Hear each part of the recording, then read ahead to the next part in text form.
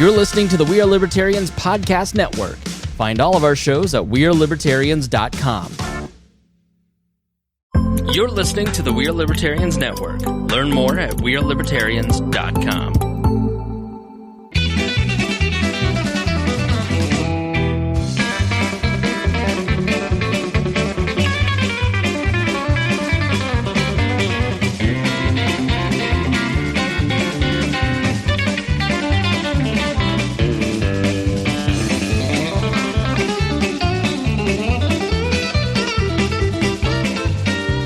Welcome to the Boss Hog of Liberty podcast. This is episode number 258 of the Central's favorite podcast. Jeremiah Morrill here, joined by Category 5 super producer Zach Burcham, and I guess you're a host today, Betsy. Betsy Mills is here. Welcome, lady. Hey, thank you so much. Glad you're here. Dakota is dealing with some stuff at home. He had planned on being here, but it's that last minute audible. I figured it was going to be the crappy weather we've had this week that would pull him away, but it was something else. So so be it. We miss you, buddy. We'll muddle through somehow. We just did a really cool Patreon segment. Encourage you all to check that out. But I'm half lost. Dakota normally does this part. Today we're going to talk with Betsy about some campaign stuff. We're going to talk about a trip to Poland she just did. Essentially, would you call it a mission trip, Betsy? Or humanitarian relief? Sure. A quick escape to Europe. A little bit of everything at once, sure. And then we plan on having Dakota as the electricity subject matter expert, but instead we're just going to make it up and talk about how hot it is and how REMC threatened to turn off the power all week. And then there's a special mystery surprise. A former Boss Hog guest got his big break, and he's going to be on HBO this summer. And I guess we're gonna have to pay attention. This show is about our lives in rural Indiana. We're here to push your boundaries and make you think as individuals. Sometimes we'll provoke you, other times we'll make you laugh, but hopefully you'll always learn something new, like a certain show you need to watch on HBO this summer. The title literally sounds made up. The whole thing sounds made up. It sounds like something on 30 Rock. We just did a really fun Patreon. It was Wandering. It included Zach talking about running miles, me hurting myself, and Betsy sharing secrets. If you want to hear that, jump over to bosshogofliberty.com, click on the support button. That'll take you to the Patreon. You can join at any level you want. But if you jump in at $50 or more a month, like Christy Avery, Jonathan Phillips, and Anthony Meyer do, you're mentioned at the top of every show. Christy is an absolute awesome human. I think she's selling the Norwex. Jonathan Phillips is over there at Andy Moore Buick GMC in Fishers selling a GMC or a Buick. I'm driving a sweet GMC Terrain that John hooked me up with, and so is Miss Audrey Davis. And Anthony Meyer is delivering everything. So I'm assuming that this Left Hand Brewing Flamingo Dreams Nitro Stout that I'm drinking came on Anthony's truck. We're going to give him credit. If you guys want some Boss Hog merch, you can find it at the Teaching link that's on the website or right there in the Facebook Live feed. So Betsy, tell me what you've been doing. You were here in the spring. You were running for state rep. We talked about that a number of times. It didn't work out the way that we'd all hoped, or it didn't shake out exactly perfectly. So what's going on? Well, it was a crazy race for District 54, 8-way race for an open seat. I can honestly say I've never worked harder for anything in my entire life. And I'm proud of that. And that's saying something because I think I generally work really hard. I'm the kind of kid that when I was in high school, I would wake up at 4 a.m, go to Tassel Corn and Strawn. And then that night I'd go to Shenandoah for band camp for a few hours and march with drums on my back. So I know what hard work looks like, growing up on a farm, all that. It was a good experience. It was also, it was good. Like the fundraising behind us, the support from major partners across the state, and also local community leaders, friends, just party support. I was incredibly honored and grateful, and I will never forget the people who worked so many polling stations around our county and Rush County, standing in the 3 different thunderstorms from 6A to 6P on May 3rd. Just to encourage people to vote for me. Like that will stay with me forever. I know how wet I was an entire day And the fact that people would do that for me and with me, it means a lot to me. So, I was really honored to receive that kind of support, the endorsements, even the folks who reached out to me after the race to congratulate me on running a clean and professional campaign, which I really prided myself on. It was an experience, and I'm still recovering 6 weeks out. Like, I'm still recovering physically. Like, I really ran myself into the wall. You appear to have been prescribed the watermelon old-fashioned hard candies, and that's carrying you through. Well, yeah, I actually am recovering from a cold we'll talk about later, and what caused the cold, I think, my conspiracy theory mind on that. But, the race was good, and also it was bad at times. Like, I'm still sort of processing all of it. And I haven't talked to the other candidates in the race, so maybe they went through similar things and I don't know it. I've run 2 other campaigns for county council. I never received some of the feedback I got in this race. Anonymous threatening letters to my home. People went to the effort of writing an angry letter and stamping it? Stamping it and no return address. There were 2 of those in the same handwriting. Someone took one of my mailers and basically cut my face up and sent it back to me. Voicemails, emails, some anonymous, some not. You don't share my family values. You're this, you're that. You're just letters to the editor about me that made no sense whatsoever. There was a gentleman who claimed that, well, she can't run for office. She lives in Pennsylvania and she works for a liberal university, which Penn State is the comparison to Purdue. It's a land grant university and very agriculturally based, but okay, cool. Ironically, that same gentleman who wrote a hit against me in our local paper came to a council meeting several days later and begged for kindness and compassion and that we would treat each other well. We all just get along? Yeah. And it was like, you've never met me and you're coming at me with a knife. And, So it's a roller coaster. It was a roller coaster. And I'm realizing now and talking to some of my friends in law enforcement, they're like, you should have filed a police report on some of this. And I was like, I was so focused on the race and not getting distracted and knocking doors and doing it the right way. I didn't want to seem like, oh, I'm a victim. Everything's sad. I'm not saying it would have changed the outcome at all. It got weird, and I'm really kind of annoyed because I think as Republicans, we're not supposed to do that to each other. And I'm seeing it again echoed leading up to the state convention, which starts tomorrow. They're all beating the crap out of each other. It's really ugly. I think it's inappropriate. I don't like that. Are you a delegate for the state I am. convention? I'm not only a delegate, but I'm on an advanced team, and I'm going to be working very hard over the weekend to get candidates elected. I also really resent So the Secretary of State's race is the big nasty. Yeah, and the treasurer one's really heating up too. And then Tara Klotz, the state auditor, is going to skate right on through, and that's great because she's awesome. But because the state treasurer is a very powerful position. Who knows? What's happening? If you've ever been to a state political convention, they are all proxy fights for different factions of people. It really is. It really is establishment versus anti. I'm learning that. 2 years ago, it was all online, so we didn't get to see that. 4 years ago, no one was contested. So now I'm understanding that state convention races can be ugly as hell. And so I've picked my teams, and I'm really excited to support the candidates I am. And I'll update you guys later. But listen, the Libertarian National Convention, we're on the Wall Network.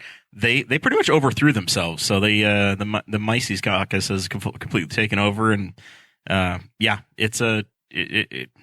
this stuff happens. Yeah. Welcome to politics. It is. And it's never been personal before. Maybe some weirdo just wanted to make me feel weird and send letters to my house and voicemails, whatever.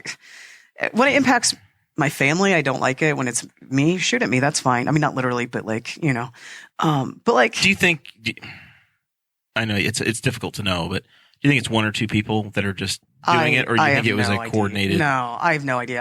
I would never begin to speculate where that came from. I truly don't think it came from this camp. But there was a mailer that went out that said family values are under attack, and it's like, well, which family values are those? Is that about me? Because I'm openly gay in rural Indiana. My platform is about conservative values, all of them. We all pretty much say the same thing, by the way. And I'm very well documented in my conservative values. And maybe it was a little bit too bold and ambitious to think that being gay and running in rural Indiana was not going to be an issue. But, there's a mailer that went out the Saturday before the election, and it had a picture of Leah Thomas, the transgender swimmer in college, having won the NCAA championship. And it said, Betsy Mills does not know the difference between boys and girls. And it cited the inclusivity resolution that I had worked on 2 years ago with Aaron Dickin. and which had nothing to do with transgender swimmers and nothing to do with anything other than saying, and it was boilerplate language that any Fortune 500 company or university would use and say, hey, be a good person, contribute to the community. You're welcome here. You belong. Yeah. And except the mailer said Betsy Mills doesn't know the difference between boys and girls. And then they also endorsed one of my opponents. So just stuff like that where they've never met me. They don't know me. They don't know my values, but they are coming through for my throat at the end of the race. And it's stuff like that. It's like, I guess this is politics. I should have anticipated. I was warned to a certain degree, but especially in party, I was pretty disgusted with it. So, we didn't run a race that way. We talked about issues. We talked about policy. We talked about the community. I've worked very hard to understand our district and our community. And even though this race ends, there's more to come, and I'm still happy to serve. You've developed relationships with folks now in multiple counties and Absolutely. Inside the big old GOP. Yeah, and across the state, and I'm proud of that. I'm proud of the endorsements I received and the money that came to my campaign. And so I don't. Did you officially get an endorsement from your friend Eric, or just a contribution from the campaign? How does that work? How did that work out? Because the governor, for those that don't know or didn't pay attention, Governor Holcomb did make a contribution to your campaign in the last few weeks. Yes, I made a pitch to folks down at the state party, and I've been very supportive of the governor. I was his campaign chair for Henry County 2 years ago. I'm a big fan of his family personally. I think his wife's amazing. You're really a big fan of the dog. Henry's awesome. I haven't met Topper the cat yet. His mother-in-law is one of my favorite Facebook friends. I just think really highly of him and the way he governs. And I think in governance, you have to remember it's not just the people who agree with you. You have to remember everybody else, and you have to govern that way. And I'm not saying sacrifice your values, but remember that you have a wider audience. And I think he does that so well. And I try to keep that in mind, that even if I don't agree with my constituents, I need to hear them. So, my guy, Eric, came through, and I haven't gotten to talk to him yet because I went out of the country, but I'm really hoping to see him tomorrow and give him a hug and say thank you for his belief and supporting me. Do you think the name Mitch Daniels is going to come up tomorrow this weekend with his retirement and James Briggs and Abdul's whispers? Undoubtedly. I've been reading about all of it. It's fascinating. It's going to make that race wild. The gubernatorial race in 24 is already going to be wild. I mean, it's going to be Crouch and probably Rokita and maybe Hupfer, Eric Doden out of Fort Wayne. It's going to be wild. Former governor Mitch Daniels was term limited. At the end of his 8-year term, he took the job as president of the pre-university. He spent 10 years there, famously has never raised tuition. He's now retiring from his post there, and there are whispers in GOP halls saying, hey, by the way, Mitch, after 4 years of not being governor, term limits reset. You can do this again if you want to.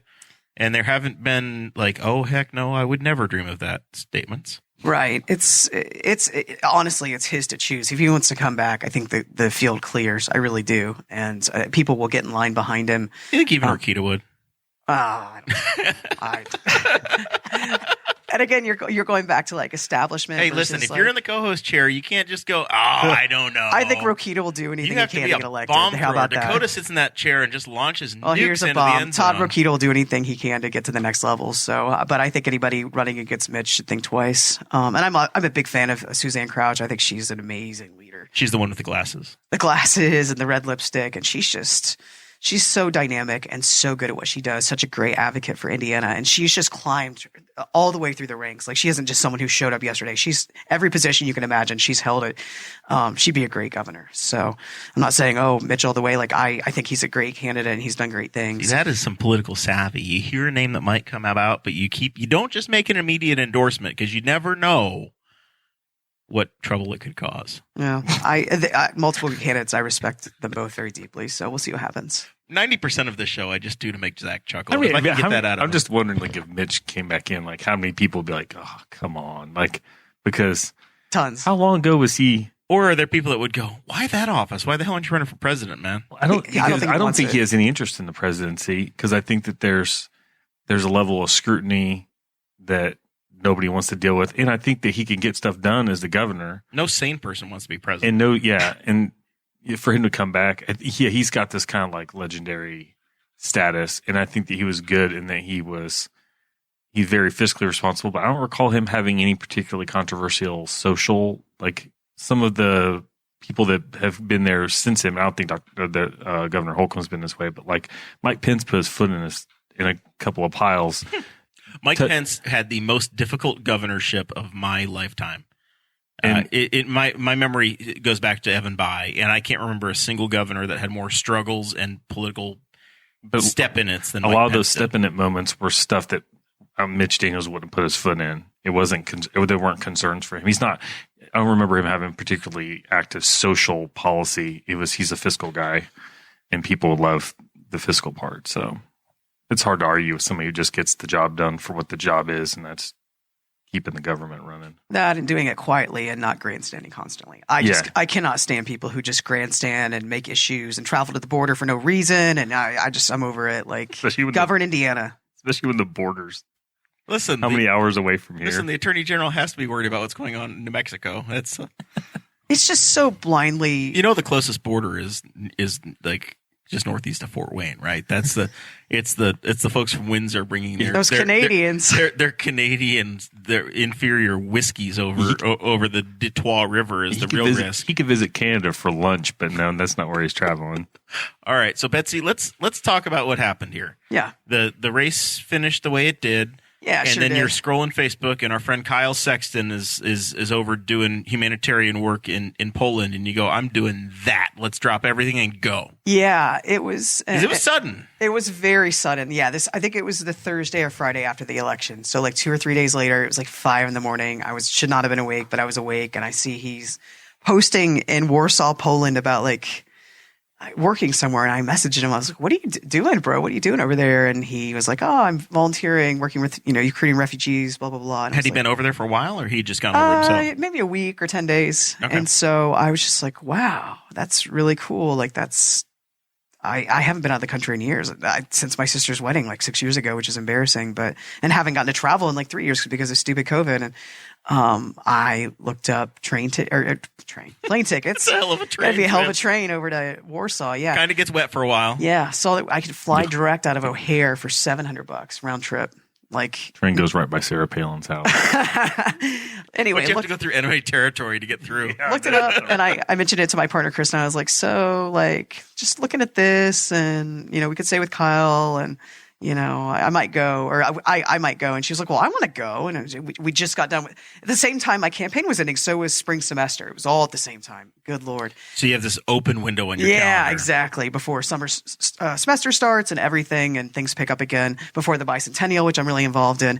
So we say bicentennial around here. Bicentennial? Bicentennial. Who says that? Bicentennial. Dakota does. Oh, yeah. Oh, okay. Did you miss that episode? Oh, she was. No, was that the episode? That was the episode. Yeah, that was the episode where your endorsement came screaming out of Dakota's buzzed mouth. That was, yeah. Carrie Barrett made mugs. Oh, Carrie, love her. So yeah, like it literally this trip came together in like 5 days. It was like tickets are cheap. We can pay over there. The dollar spends really well over there. It's really easy to throw money down. I also think I just need to get out of town maybe for a few days. And excellent timing. Yeah, I just, Listen, it's kind of rough here. Let's run towards war-torn Eastern Europe. Right, to feel better. Yeah. No, but just, I've been running since October or September, honestly. As soon as maps dropped, I knew there'd be an open seat, all of it. Like, I've been going really, really hard. There's been a lot going on in the background. It's been a more than full-time job, besides the more than full-time job I already have, plus of all my responsibilities. Plus as a council person. Right. Yeah. Yeah. And so like it ends abruptly, and it's like, and then I saw an opportunity.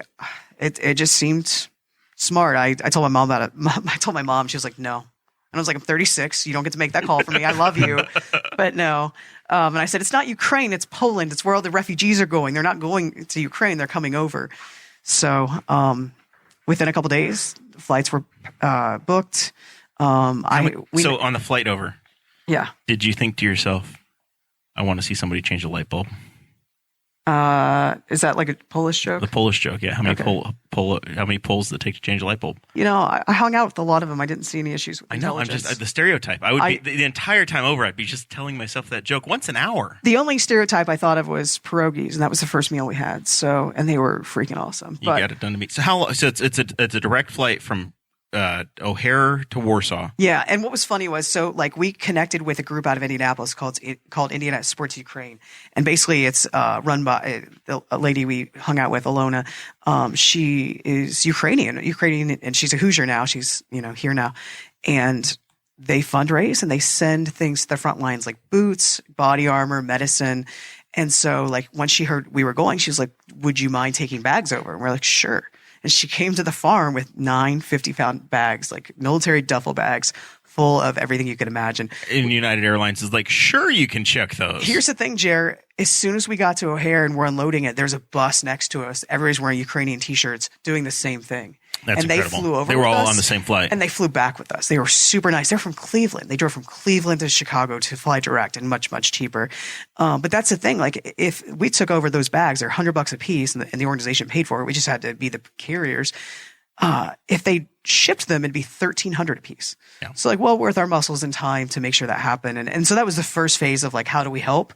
Like it just was thrown at us. I was like, yeah, let's do it. This is my existential crisis because I won't let Sarah, my wife, my wonderful bride of nearly 5 years now, 4 years. No, check local listings. I think it's 4. 18, 19, 20, 20. The more you talk, the deeper the hole. Yeah, that's the joke, Zach.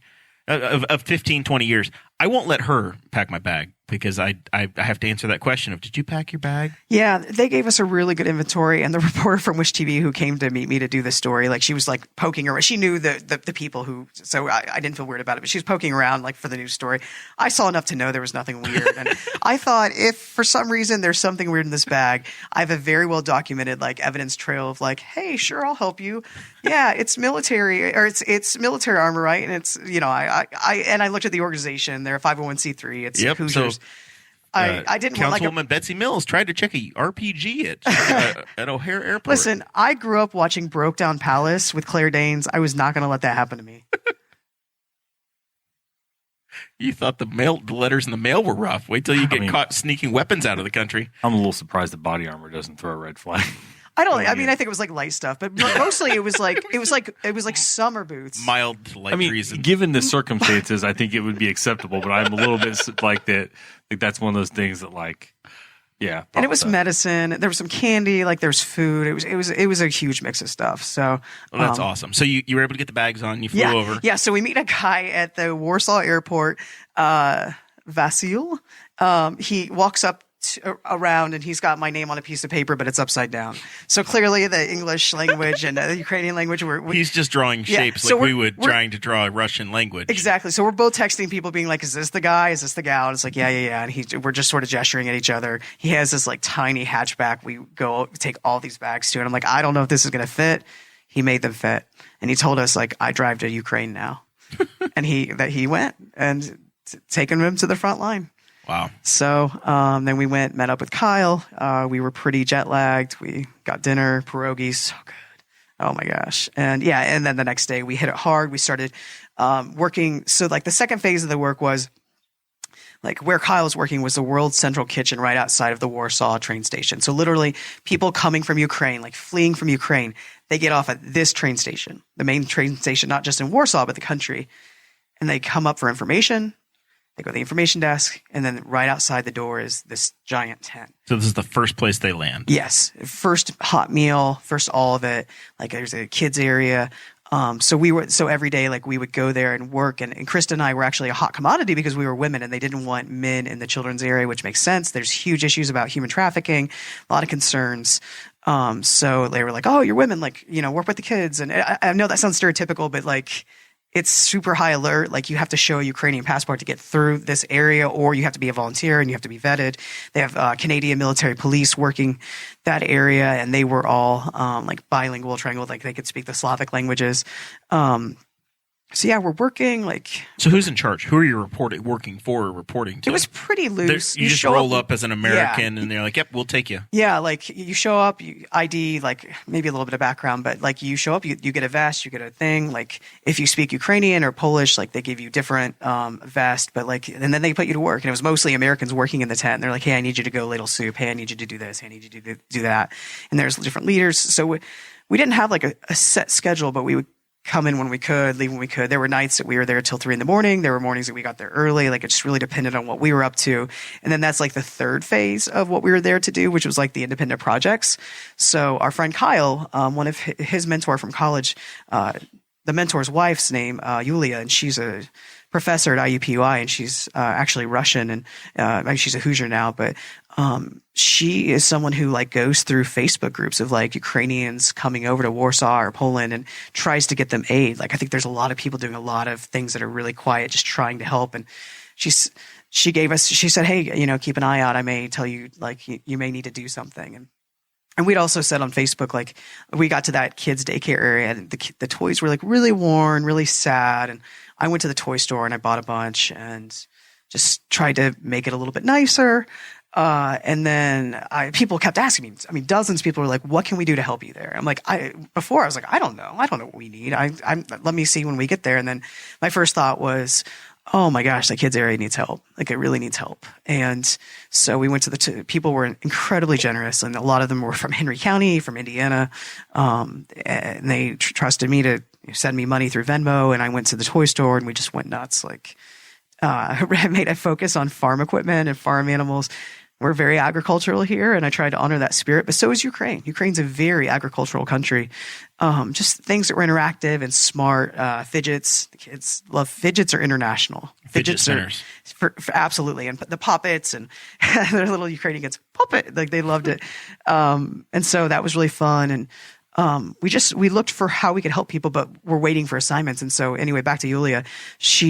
We're having dinner at 7 p.m. on Saturday night. She texted me and she's like, so there's a woman coming into the Warsaw train station at midnight. She's got 3 little kids. They have nowhere to stay. She doesn't have very much money. She needs help. She's in crisis. They've been bouncing around Europe for 2 months. And I was like, okay, all right, we'll go. We'll take care of it. And the first thing was, well, let's get them lodging. And we tried to get them lodging through like the refugee areas. And it was like, well, things are kind of weird tonight. Someone died of COVID. They haven't been able to evacuate his body. There's nothing available. It's like, oh, okay. And then we're back and forth. And she's like, we'll get them a hotel. Everything's booked for refugees. So it's like, all right, do you want us to spend the money? It's going to be like $500 for 3 nights. Yeah, do it. Okay. All right, done. And that's where people's money went. Like, we literally put this family up for a really safe, nice place over the weekend. I mean, it wasn't a luxury hotel, but they've been bouncing around Europe for 2 months, like on temporary visas, back and forth, back and forth. So we got them from the train station, got them back to their hotel, helped them throughout the weekend, got to know them. They were so lovely. It was a mother who's my age. She had a 9-year-old daughter and 2 5-year-old twins, and they were just so lovely. And we kept saying, like, what can we do for you? How can we help you? Like, what do you need? And at first she was like, you've done too much. Like, and it was like, no, like, we have money from friends in America. How can we help you? And finally we got a translator to really explain it to her. And she said, well, my kids need shoes. And it was like, okay, we can do that. And hi. Sorry, I got interrupted. Ice cream is always interrupting. That's cruel. That's cruel. Just so people know, Sarah just walked in with a cone with birthday cake ice cream in it. Oh, never mind. Yeah. She hands it to Zach. I was like, that's my favorite. Zach is going to throw a fit. Yeah. A fit. But it just so Sarah has shown up. She's stood through the Weenie World. Is this Weenie World or Mayor Ice Cream?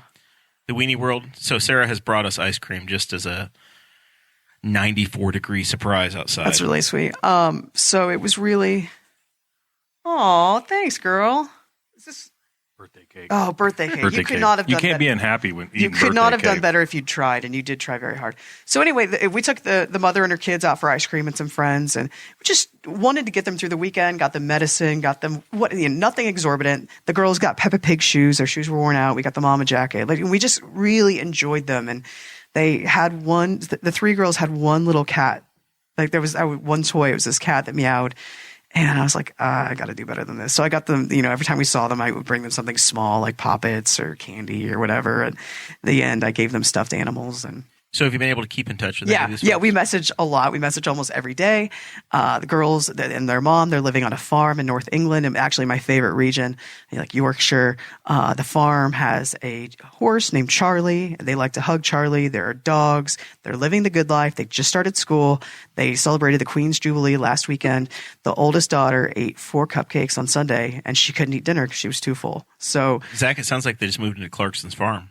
Yes, They're like, it does. Yeah. they're living the good life. And like, it was an incredible honor to me to make sure that they got through everything and that we got them what they needed and to and from, and there's more to it. But, it was just an incredible honor to spend time with them and get to know them and know that we made friends for life. And I'd love to visit with them. And they're just like us. They're just people, except their communities are being blown apart by a murderous tyrant and they have nowhere to go. So I put this on Facebook, but that, like, she reminded me of my family. Like, I was the oldest daughter and I have two twin sisters who are a couple of years younger than me. And like watching them walk around, it's like if my mom had to flee with us and we had to leave my dad at home because all the Ukrainian men under 65 have to stay home. Like, that's what we would have looked like. And, it really made an impression on my heart. And there were other people we helped too. There was a gentleman named Radislav, and he gave me permission to share this story in his name. And he was disabled. He only had one leg, and even that foot had a disability. And he said, "Hey, I really need clothes." He was at the kitchen. He said, "I really need clothes. I don't have anything." And so it's like a friend, Kyle, told us about it. And we said, "All right, well, let's take him out." And we took him to a secondhand place that really didn't have much. And it's like, well, I don't know what else we can do. So we went to this place called TK Maxx, which is like TJ's European cousin. It's exactly the same, I promise. It was hilarious. Do they have initials as well? Probably. In other towns? TK Maxx, no joke. And so Radislav, he needed shoes, he needed T-shirts, he needed shorts. Really simple stuff, nothing dramatic. There was one hoodie I grabbed. I didn't look at the price tag on it. It wasn't anything like designer, but it was like nice. And he looked at it and he was like, whoa. And he was like so excited and he tried everything on to make sure it fit really well. And we got him back. Like, we had a cab everywhere, of course, and we got him back for dinner. And then Krista went back to his hostel with him. And the hostel was actually converted office space. And every guy slept on like a mat on the ground. And it was safe and whatever, but it was just so basic. And that's what a lot of these people are living through.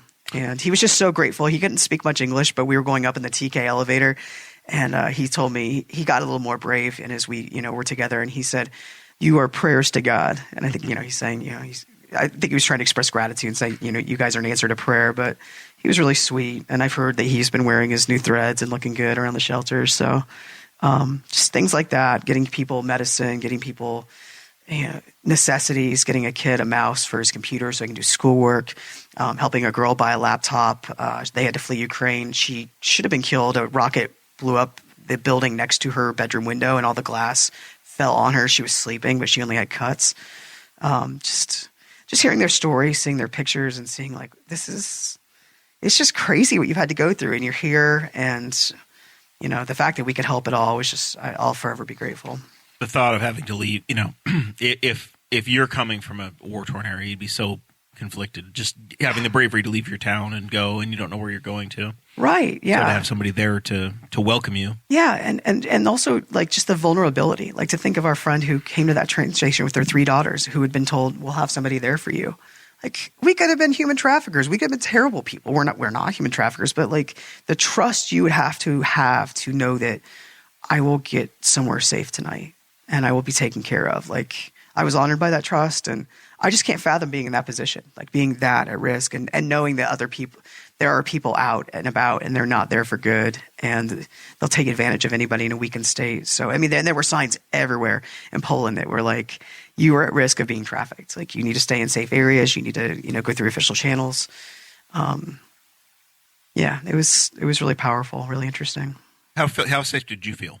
Did you feel like, were there, because obviously you have those signs there. Did you feel like is there a mafia? Was there any a crime group that you were concerned about? Anything that made you uneasy? No, I thought Warsaw was exceptionally clean, and Krakow too, exceptionally clean, quiet. I love quiet cities. As a sound sensitive person, I go to New York and I scream, but even Indy can be really loud downtown. But Warsaw is delightfully quiet.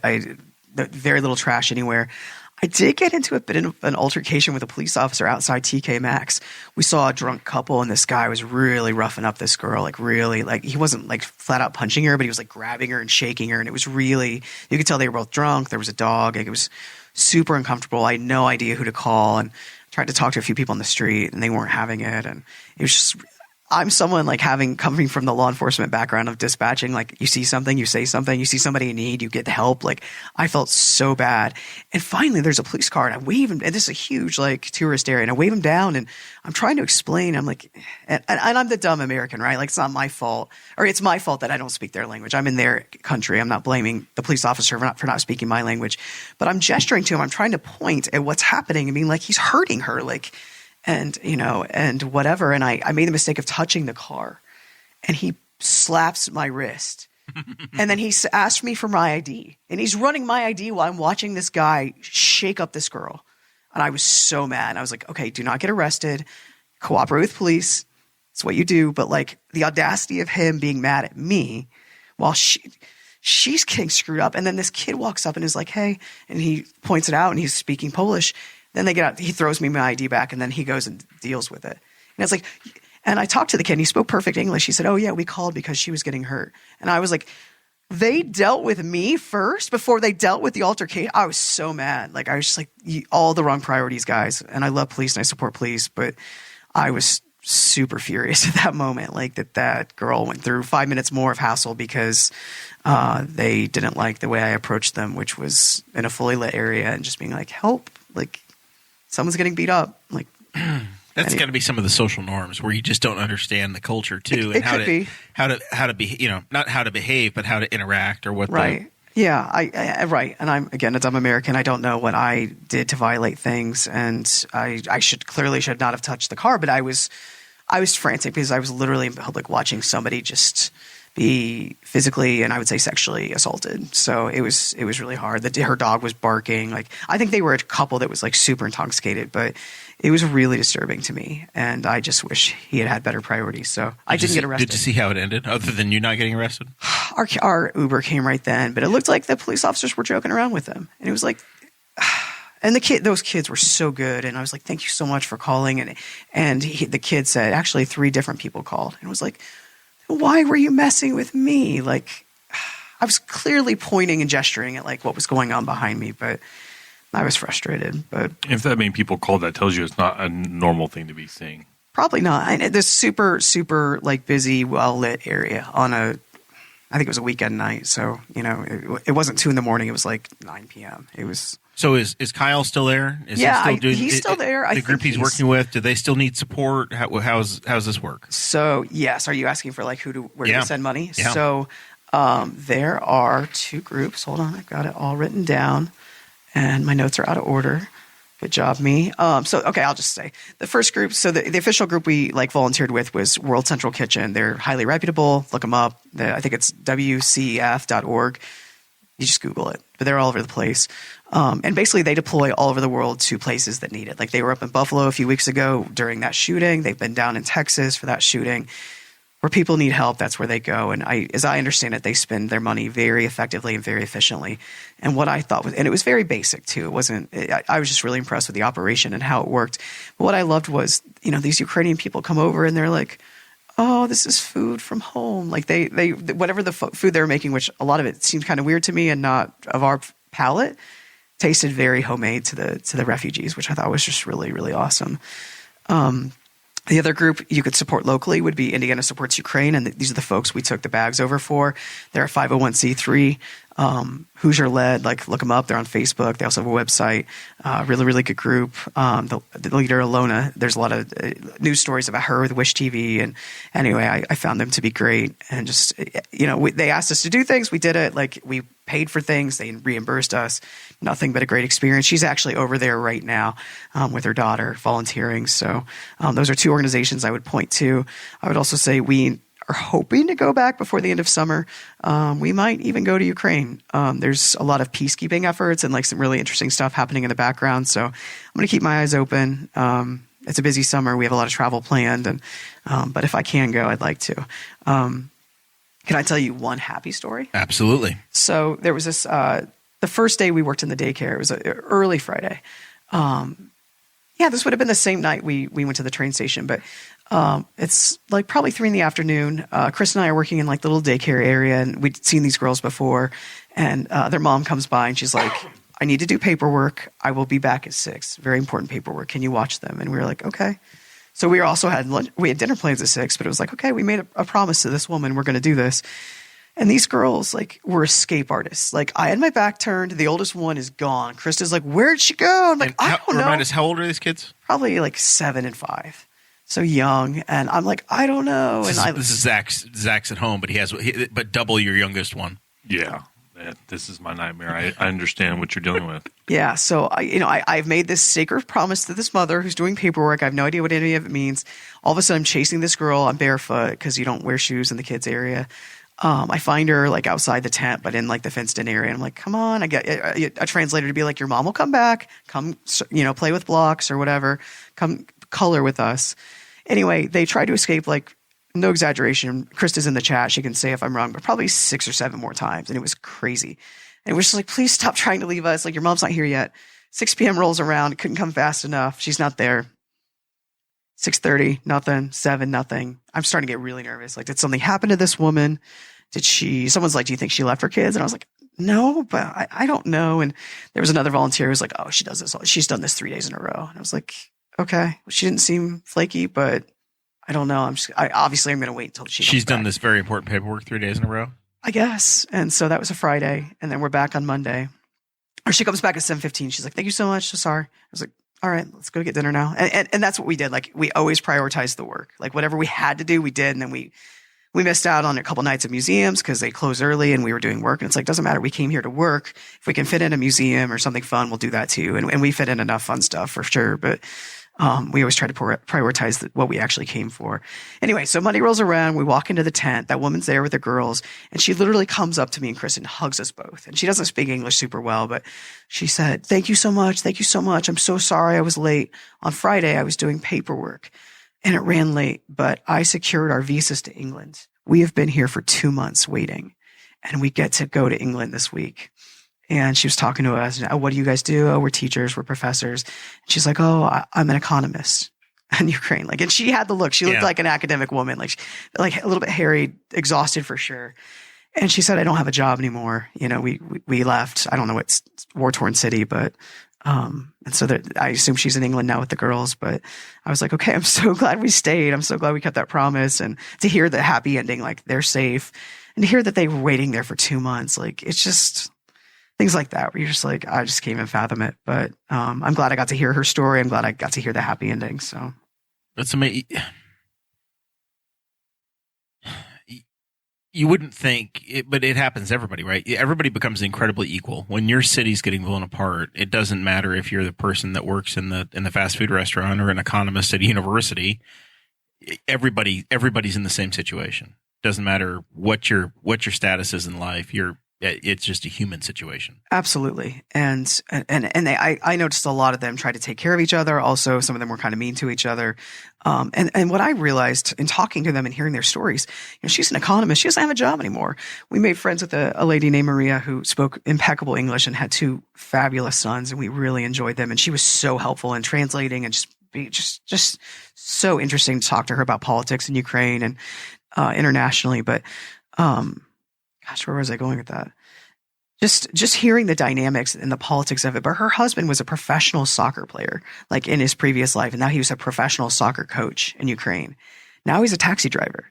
And like hearing about like our friend who's in England with her 3 girls, like she's a professional artist and like a puppeteer. Well, those jobs don't exist anymore. Like the economy doesn't exist. Yeah. You're back down to the very basics of survival. Yeah. There's no pro soccer. There's no festivals. There's no anything. Like literally just trying to survive. So I think things like that are just really, you don't really think about that. Like a lot of them are leaving because they have nothing.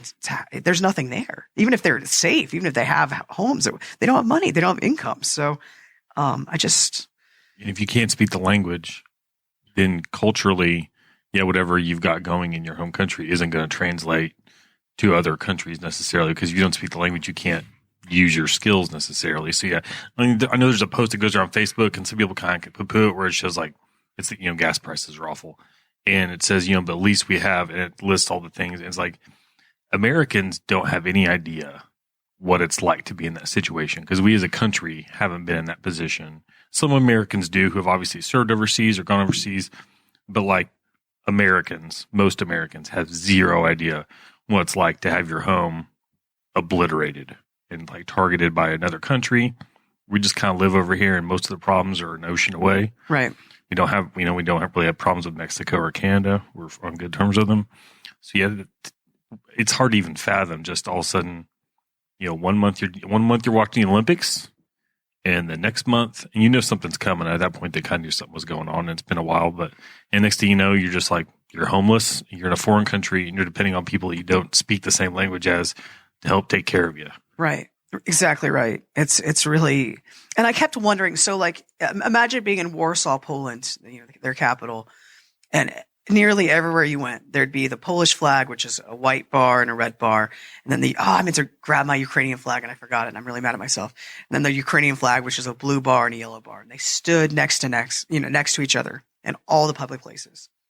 And I just kept looking at that, and I kept thinking about the Polish opening their borders.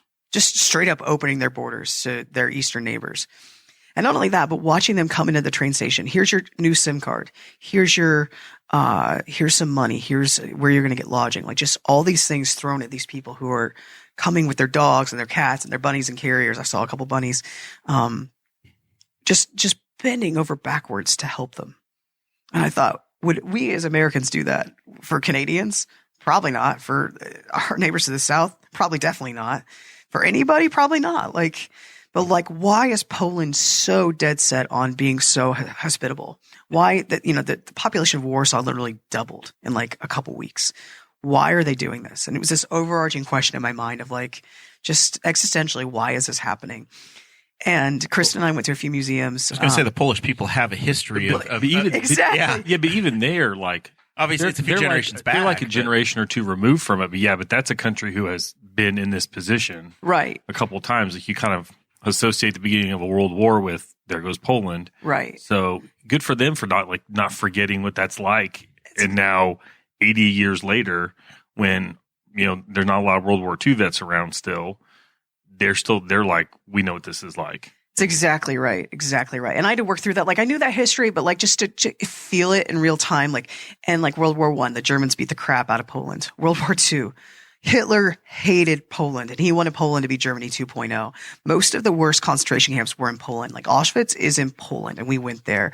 And Hitler didn't just hate the Jewish Polish people. He hated all of them. And to go through Auschwitz on our last day there, and I had a council meeting that night. It was an exhausting time. I was on Zoom for 4 hours that night after touring Auschwitz all day. To walk around and just grapple with that history. And our tour guide was Polish, and he was saying, these were my grandparents were here. We've heard all these stories. Like, Germany was terrible to us. And even after the liberation, the US, the Soviets liberated us. It wasn't really liberation because they still were terrible. The Soviet occupation for so long, the communists, whatever, they weren't killing us as much, but it was still not great. And just this incredible history Poland's had in the last century. And so the messaging, and right when we were there, the Polish prime minister went over to Ukraine, to Zelensky, and they had this press conference. It was incredible, where they both were like, we're the same, we're neighbors, we're the same people, consider us one united country. Poland will always have your back. All of it it really gave me chills. And it's like, Poland is pulling out all the stops because they've had the shit kicked out of them for a century by all these other countries. And they know what it's like. They know what it's like to be hunted down and murdered for no good reason. And so that's why they're going above and beyond. And I just it gives me chills to think about it and to grapple with that history again. And I just found it incredibly meaningful, and it made me respect the Polish people deeply.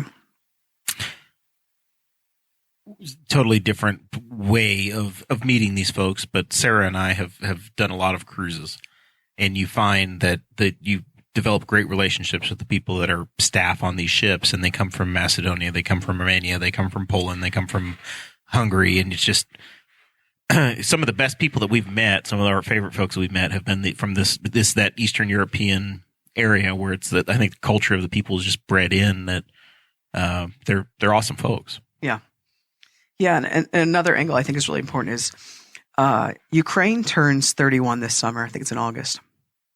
And you think of the founding of our country, the Declaration signed on July 4th, 1776. And a lot of those signers There's Benjamin Franklin, who was in his 70s or 80s, and like there were older dudes, but Jefferson was older, Washington was older, but a lot of those guys were really young, early 20s. I think there are a couple who were 18, 19.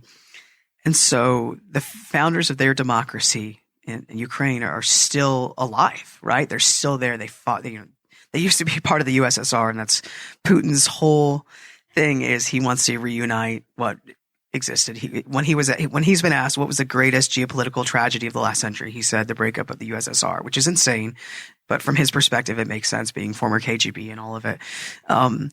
So he wants his land back, and they don't want to go back because they're proud of their democracy. You think of America 30 years old. You think of the movie Hamilton. What's the line? Something scrappy and young. I hate myself for not remembering. I can't remember now either. Anybody in the chat? Christy? If Chris Galt is watching, where's Chris Krista, Galt? help me. We need Chris young, Galt. scrappy, and hungry. Young, scrappy, and hungry. Okay, thank you. I'm so sorry to everybody for being offensive. I'm sorry, Lin-Manuel Miranda especially. Anyway, but like they're so proud of their democracy. They're so proud of their country. Talking to all of them, like they wore their flags everywhere. They wear their colors everywhere. They love being Ukrainian. They love that identity, and they consider it very separate, except for maybe the far, far east of Ukraine. Like they consider themselves a new entity. And so to watch that, and to know why they're fighting so hard, they're fighting for their country. And I think that's really cool. There's a really interesting parallel there too. If you know American history, the War of 1812 happened, where we have had to fight Britain again in 1812. So as a very young country fighting for your independence one more time. Similar parallel there. Yeah, absolutely. All right. There is no good way to move on from this subject. So we know that the most important discussion that we're going to have on this show is that one. But we do want to spend a little bit of time talking to you about the bicentennial time capsule. Mm-hmm. It came up. You were involved. I know you were one of the many diggers out in the front lawn. Well, there weren't that many, but yeah. Exhuming the big old box, and it it didn't go as well as everybody had hoped. It looked like there was it looked like a pile of wet paneling, but there were some artifacts and things that came out. And the really good news is that there's going to be another time capsule put back in the ground this month. Sort of. Yeah. Maybe. So lessons have been learned. Yeah. So Friday was the big dig, and Mayor York sort of led the effort with city employees, and they did a great job. And we moved the marker, the slab beneath the marker, which was enormous. We're looking for the time capsule. It's buried off a couple of feet to the east. We get down there, and it is a wooden box that is pulverized, and we were so bummed. And it was like, all right, well. Did anybody figure out what the box was? Because I've looked at it and thought, this looks like it's made out of paneling. It's wood. It looked real thin. Like there was a pile of it. I had a picture. So it wasn't a cement vault. Like, so there was like the outer casing and then like the lid, but the lid was like low. It's like to the ground. It was never going to be waterproof. And it was like 5 or 6 feet in the ground. Like, I'm not an expert on any of this, but I would have said in the first 5 seconds, like, I think this is not going to work. It didn't work. And it was just a huge bummer to find that out. We've been really excited. We've had people for the last year and some telling us like, oh, my grandfather left me a letter. Oh, I can't wait to read it. Yeah. Like just really cool things from people who are long gone. And there were people standing with us who are elderly now, who had things that they put in when they were kids and just all sorts of cool stuff. And it was sort of a really sad moment to, when we had the public ceremony and started pulling things out. Mayor York was in the hole, and I was like next in the hole and like handing things up to Aaron Dickin and other folks from the Historical Society. There were some artifacts that were okay. We got, I think, a mug, some plates, coins. There are some pictures that are, K Ford at the, Historical Society has worked really hard. And I mean, they're trying to save everything they can. We worked so hard to do, to handle it carefully with the utmost respect. It's a bummer, but it's a bummer that we are very intending not to repeat. And we're going to do that by, Aaron actually called me this morning and said he'd been talking to the mayor about how do we bury the next vault for 2072. And it sounds like we might go above ground. So I don't know that everybody's agreed to that yet, but it's just a thought. But we would like to prevent this from ever happening again. And, it is what it is. I'm glad we could save what we could. I wish I had a time machine to go back and prevent some of those choices, but what are you going to do? There's no perfect answer. Right. If you go above ground, if you have a tornado come through, then all of a sudden it gets wiped out, right? Like you just don't know. But if you go below ground, maybe it'll be okay. Sure. I still think the waterproof cases thing it maybe is the answer. Get a giant Pelican case, like what they carry sound equipment and stuff in for planes. Like, have you seen those? Yeah, I know what Pelican cases box. are. Yeah, something like that. Generally waterproof. I don't know how waterproof. That's the only thing. The question is how long is it waterproof for? Right, 50 years is a long time. Because I mean, like the box, I saw the same thing Jeremiah did. It looked like that paneling that they covered up all the hardwood with back in the 70s. I mean, it looked like it was that thick of wood. I don't know what you'd use, like if it would have been super morbid, but if they used a casket that like seals, like some of those like locked down, if that would have done it. But yeah, but there's still decomposition that happens. Yeah, especially with paper. Like paper is the hardest thing. Yeah, it was buried too deep. Like, I don't know, but it was pretty far down there. It was a pretty big hole. It was. I was in it. It was impressive. I was exhausted. I haven't driven by. Is there still a giant hole in the front? No, they leveled it off. I ran by there yesterday, and I was like, "Oh, they filled it in." Because I wondered that too. I was like, "Are they going to leave a hole in the courthouse lawn for a month?" I mean, that would have been awful. As much rains have we gotten, that would have just been a mud hole.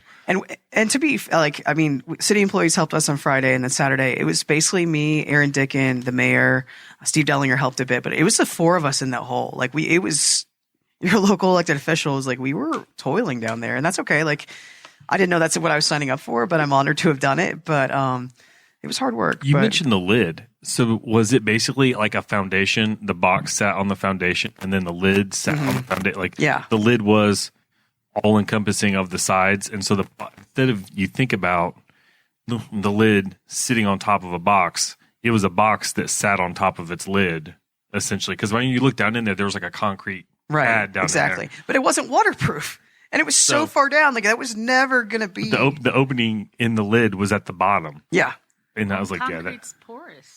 Yeah, I mentioned that to my mom. I gave my mom a bit of a hard time jokingly because she worked. That was her job. I mentioned that I think last week, and she's like, "It was a concrete." I was like, "Concrete's porous." Like you had to kind of a secondary. I mean, that's one of those things. We come up with all kinds of suggestions, and we do our best for the next one. And in 2072, they might laugh at us because of what rudimentary methods we're using for. They're going to pull an iPhone out. They're going to laugh. What is this? I mean, but that's part of the thing is to put things in there. But like the ceiling and stuff, they might have stuff that we don't have. Although the 70s, you would think was pretty modern. But whatever we do, we're going to share. I hope I'm not speaking out of turn, but like share with the commissioner's office exactly what the game plan is, as well as the historical society. Like this is what we buried, this is what we're doing. Like so everybody's on the same page. So Kyle Peterson's in the chat, and he says you should have found the group of folks that buried it a quarter mile down and made them dig it up. That's a good idea. That's a really good idea, Kyle. But I think most of them are dead or in their 80s. So I mean, Tom was around. Tom was there. It was buried. Tom Saunders was like kind of in charge back in the day. He did. Yeah, he was part of something. I think the parade, maybe. Maybe that's why Tom had to retire, because he knew they didn't do a good job of burying the time capsule. Like, and he knew it was gonna be too much. I mean, it was a big deal then. My mom's summer job was the sesquicentennial. I bet they had a person whose job was just to tell people how to pronounce it. Actually, I don't know how to say that word. Yeah, actually, they did a phenomenal job of burying it. They buried it very deep and very far, and they hid it from you. So it was. Oh yeah, we were probing for hours. There was no indicator that it was going to be where it was. I mean, they were like right up to the point where they were scraping it off. They still didn't know exactly where it was. Yeah, Aaron Dickin was like Facebook living it, and they're poking the ground with a stick, and they're like, "Well, okay, oh, it's over here." And they're like, and it was a good thing that they dug it up Friday to figure out where it was, because it would have been comedic on Saturday. Oh, it would have taken hours. Been trying to find it with like 100 people standing around. And I want to give Aaron a huge shout out. Like, we're co-chairs, but he's done 98% of the work, and he's taken a lot off my plate, elections and stuff. And I've just been there for moral support mostly, but he's done a phenomenal job. So I just want to give him a shout out for all of his efforts. Well, it's been fun to watch and to be a part of and to cover on the show in our tiny little role here. All right. So this is the part of the show that Dakota was supposed to anchor, but unfortunately he's unable to join us. But it's my opportunity to say, what the hell, Henry County government? You guys, it gets hot outside and y'all take half days? I am not salary, so it affects me zero. So I admit I saw this yesterday. I ran by a county office and saw a sign that said, closed this afternoon due to hot weather. And I was like, that's an option? So Henry County REMC has been preaching there's a group called MISO, MISO, which is like the Middle American whatever. They're the ones that are in charge of the electric grid for this part of the country. And they said, basically, we are very, very much running the risk of our part of the country not having enough electricity on these super hot days when everybody runs their air conditioners, that we might lose towns or have to do some localized brownouts. So REMC pushes this message out. Local governments look at it. Henry County government looks at it and says, what can we do to help?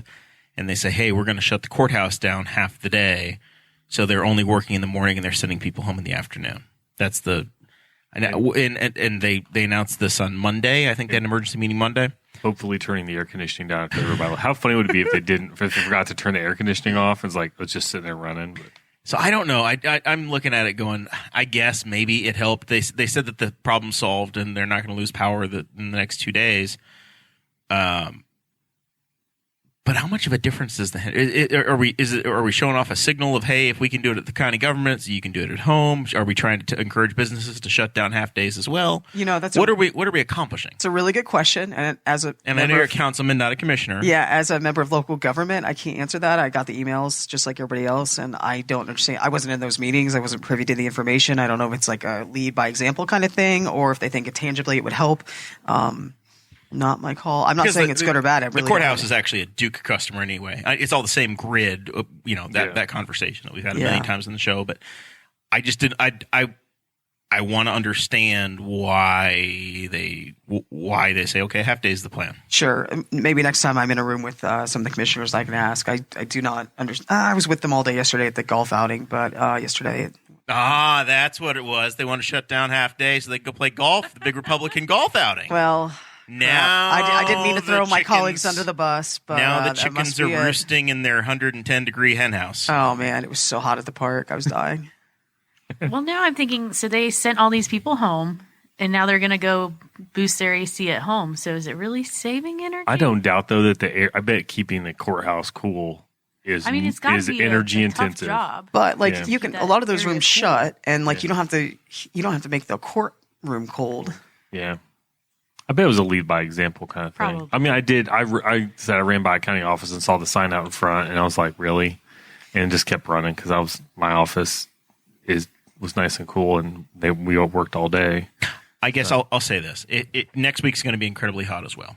If the expectation is hey, we're going to shut down county government for half days, and we're trying to do that to lead by example, then a note of, hey, local businesses, we also encourage you to shut your offices down half day or work from home today or do whatever. Here's what we need to do to try to solve this. I don't know. I get that they're trying to help the issue, but I don't know to what end or what, It was an odd thing because it was like a message. I've never seen it done before. I kept seeing Facebook posts about it, but not from anybody official. Just a heads up, the grid might collapse this week. No biggie. If you can try and conserve some electricity, go for it. And we didn't see the governor, but back in the day we had propane shortages, and the state was saying, hey, we want to buy back propane from people so we can keep electricity or keep people heated through the winter, like a tangible action. But you didn't see that from county commissioners or governor or whatever saying, hey, take these actions to solve this problem. It's just, hey, don't pump gas till after 6 o'clock. I don't know. I don't know if it's being communicated. I wish I had answers to any of these, but again, I'm a lowly council. Hey, listen, you're in the co-chair seat today. You don't have to be Councilwoman Betsy. All right. I'm just saying. Then I'll say, what the heck, guys? Yeah. I don't know. It's all right. Once again, our government, our electric expert was supposed to be here, and he's not, but that's okay. Big storms came through over the weekend, maybe because Fort Wayne didn't have power for 2 days. That's what the saving grace was, because the storm came out, knocked out Christie and her electricity. So since Fort Wayne had no power, we all got to stay on and problem solved until next week. And once again, I looked at the weather next week. It is going to be worse next week than it was this week. It's going to be horrific. Who knows? It might be quarter days. I know that might be quarter days at the courthouse. Dakota said he's like, I haven't heard anything about this. Like in the chat, he mentioned that. And he's like, I'm the one that'll shut you off if we need to do that. That'll be his thing. He did say we have a peaking plant He said, yeah, back when they first opened it, it ran like maybe a time or two during the month. He said now it fires up like 3 times a week. So apparently, our grid's getting pushed a little farther and a little farther and a little farther. So hopefully they find a way to deal with that for the future. But, yeah, it was interesting. I came home and there was a crock pot going in the house with the AC on. So I was like, I don't know if we're doing a great job of this, but. Hey, I used our air fryer instead of the actual oven to try and save a little bit. I grilled out dinner before I came over here. Oh my gosh. So I cooked outside. So hot. I've done that twice this week. All right. The important thing is that they get this figured out by July 14th because we need reliable electricity to watch season 2 of F-Boy Island on HBO. I can't believe it's real.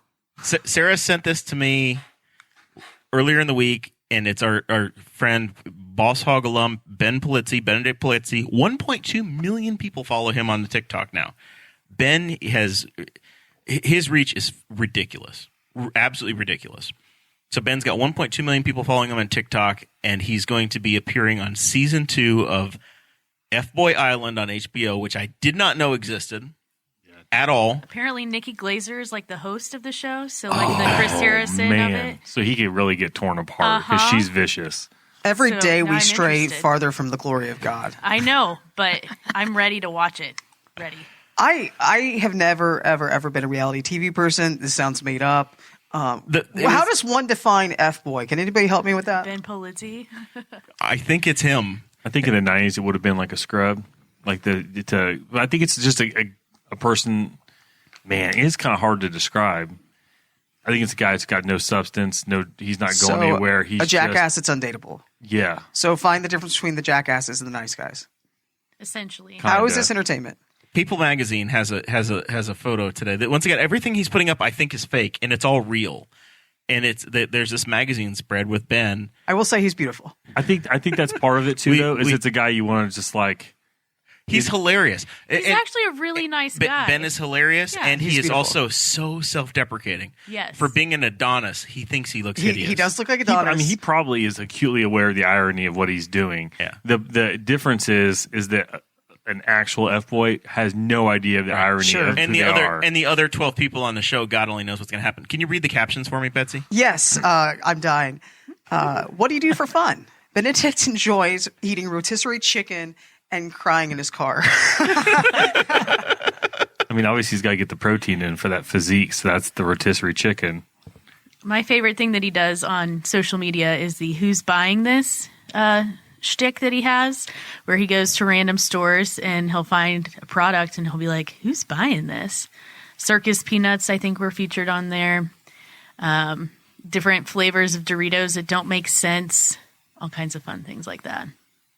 I don't think Doritos make sense. I hate Doritos. Kristen Kronk says an F-boy is a guy that thinks he's fly and also known as Buster. As a Buster. Is that a direct quote from the song? It is, absolutely. It is, exactly. Yeah. Here's my No problem. scrubs, baby. I'm not going to be able to say F-Boy Island. I'm going to find myself saying, "Oh, did you guys watch Fuckboy Island last night?" It's going to happen, and I'm going to be in. It's after 8. I'm going to be in the wrong crowd. My filter You're is going to going be at church, Jeremiah? I'll probably be leading 4-H youths during the guys fair, seen this talking new about the show? premiere. It is funny that there's a show that's literally called that. Like it's like we're just a few characters away from just not giving A flying F-boy. what we're saying. Yeah, Christy Avery's like a boy you don't take home to your mother, but you take home for like they're a toy. I think they're like a toy that it's the pictures that float around are hilarious.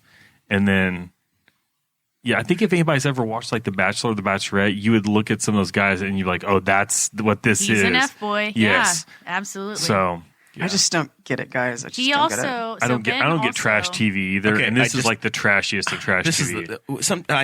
This is my job. Okay, I just liked it on Instagram, so you guys don't have to.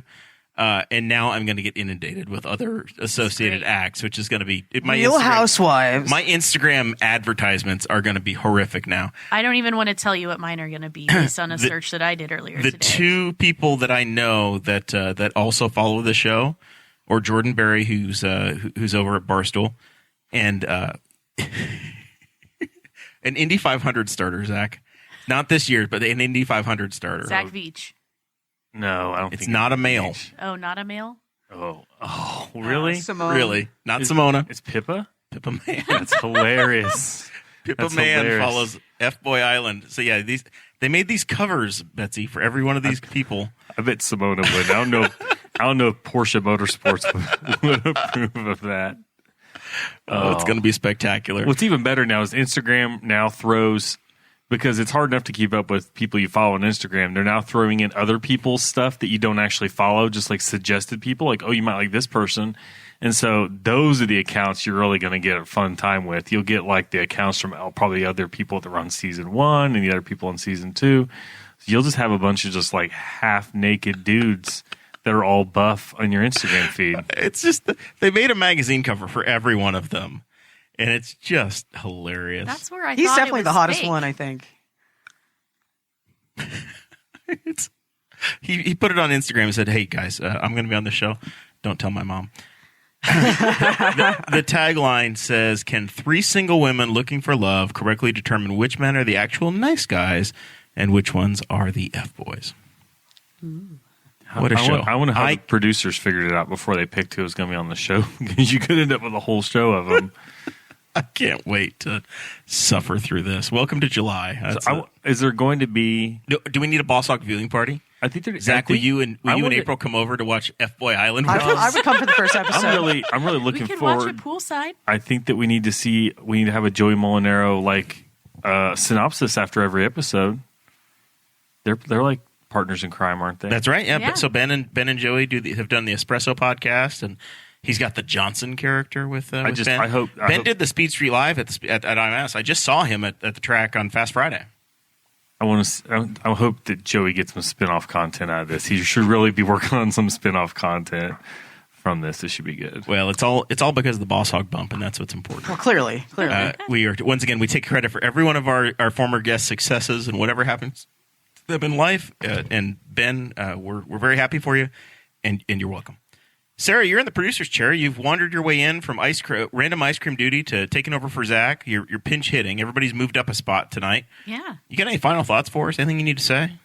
Not really. I just wanted to add that Ben has another bit that I've been seeing on Instagram a lot lately, where he This is polite catcalling. Polite catcalling, and that is probably one of my favorite things. Like, I would love to just be on the street and watch him do it to see people's reactions and stuff, because he only posts like a couple of them at a time. Is that like there's the guy that does wholesome videos of porn stars and puts it on porn websites?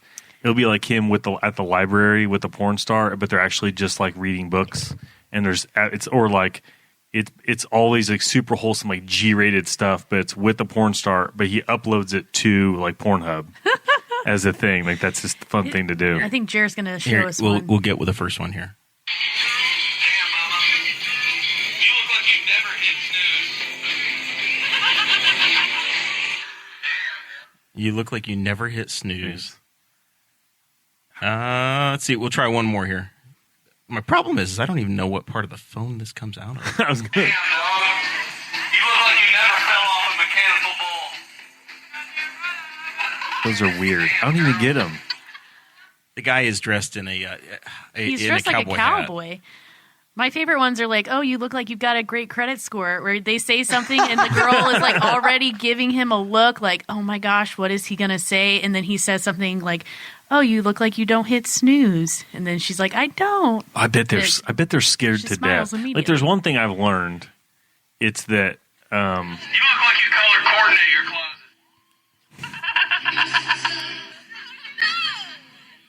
I just guessed.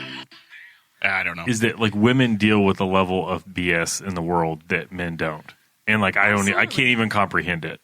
The like the catcalling and stuff, and just like every time I'll see somebody like on you'll see somebody like on you don't Instagram. get catcalled when you're running down Q Avenue. Not cat. No, Sweating. never complimentary. Nope. I get a lot of run, Forrest, run. And All right, Jared, I think I found a new activity at some point.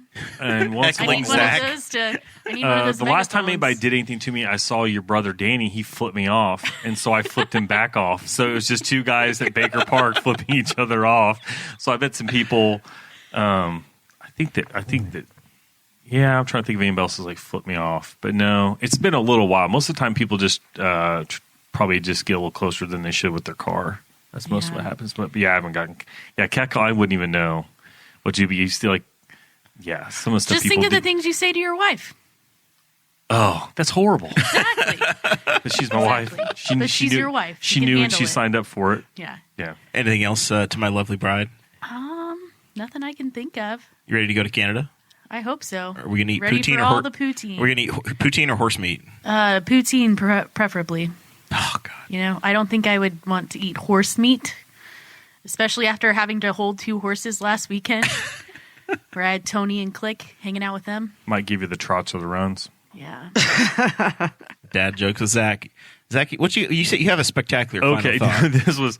this is yeah, and I'm glad that we're like after F Boy Island. This is like at the same amount of levity. They need to find a way so that when they open up this time capsule in 2072, it rickrolls whoever opens it. It needs to play that song when they open up the time capsule. But they won't recognize it. I know that's a troll though. You know what? Somebody like if there's somebody who's around. Because that is an omnipresent thing. Never going to let you down. Yes. So you're saying Aaron Dickin and I need to live to the age of 86 so we can ensure Aaron Dickin has continuity. told people he's going to be around. He's thrown jokes around and thrown shade at the rest of the council. He did one day. He's like, "Hey, we need to put some cool stuff in there for Kendra and I to dig up in 50 years," insinuating that they were going to be the only 2 in the room. But yeah, I think there would be some like if there was a Tom Saunders, somebody's 22, 23, they will absolutely know that everybody just got rickrolled. And I think that would be funny. There needs to be some comedic stuff in there, but I just think that would be a funny thing. There's going to be some comedic stuff in there. And it would be very indicative of the time frame. It would make any sense to the people then, but the people who've been around, it would make sense to them. I just think that would be funny. I hope I'm around just so I can, because I know a couple of the things that are going in there for comedic effect, and I'll find them hilarious, but other people will be like, "What the heck is this?" Why is there a Twilight book in here? My oldest son doesn't. He's like, I'm like, oh, I might be around. Like when they open this thing up, he's like, "You'll be around." I'm like, well, I hope so. I'll be 89, but I'll be a fresh 81. Zach and I will have very good parking in roller hover around scooters straight I'll up be younger than my Yeah. grandma is now. If you don't think your car's going to be flying, then you don't believe in the American dream. Jetpacks. there. Nobody's getting any of those things. You'll be lucky if it's a combustion engine. We're all going to have the Segway hoverboard things. we should be in flying. We should be in flying cars at this point. We should have been flying cars by now. Drones. Sadly not. Yeah, flying around individual drones. Betsy, you got final thoughts for us? I do. I know this has been a really uplifting episode where we've talked about refugees and elections being crazy. But this is just on my... we did spend some time on F Boy Island. We did spend some time on F Boy Island. This is something that's near and dear to my heart. Last Monday, we lost an absolute giant and a girl named Megan Frazier. Grew up with her from kindergarten all the way through high school. Our family lives in Sulphur Springs. She's a Shenandoah graduate. We were in band together and a million other activities. She died unexpectedly down in the Virgin Islands where she worked. She was an incredible person. She was, like I said, a Shenandoah graduate, honors. She was a student and graduated from the Merchant Marine Academy in Kings Point, New York, which is one of our 5 military academies. Wow. Huge honor. She was amazing. I was out there for her graduation with her family. John McCain was her commencement speaker. It was really cool. She is someone, she would always come home for summers and she'd come hang out with me at Ball State. So like all my friends from school knew Megan really well. And I missed her so much when she went to college that I made her little brother Patrick be one of my best friends, and her parents are just 2 of my favorite people on the planet. So we lost Megan really unexpectedly, and she leaves behind a lot of people who love her, but especially her 6-year-old son named Seamus, who's just a ball of joy and just a really, really good kid. And the family is setting up a trust for him. And there's a GoFundMe right now. Zach's going to plug it into the chat. I assume he's doing that right now. It's already there. Thanks, buddy. I might really appreciate double post that. it because I couldn't tell if it went in or not.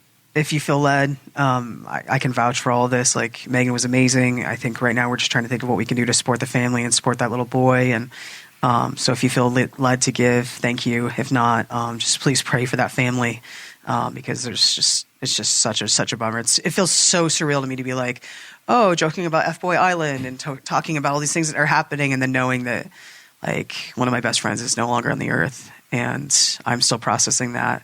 It just feels weird to go about my day as normal, I guess. But I just wanted to reflect on Megan and talk about what a badass she is. And like I said, if you feel led to give, thank you. If not, just keep the family in your thoughts. Awesome. Thank you, Betsy. Yeah. You're incredibly generous, and I'm terribly sorry to hear about her passing. With that, we thank everybody for hanging with us tonight. Next week we are dark, but you do get an early episode the following week. So our next show of Boss Hog of Liberty, episode 259, is going to be on Monday, June 27th. So we will catch you all there. With that, see you next week.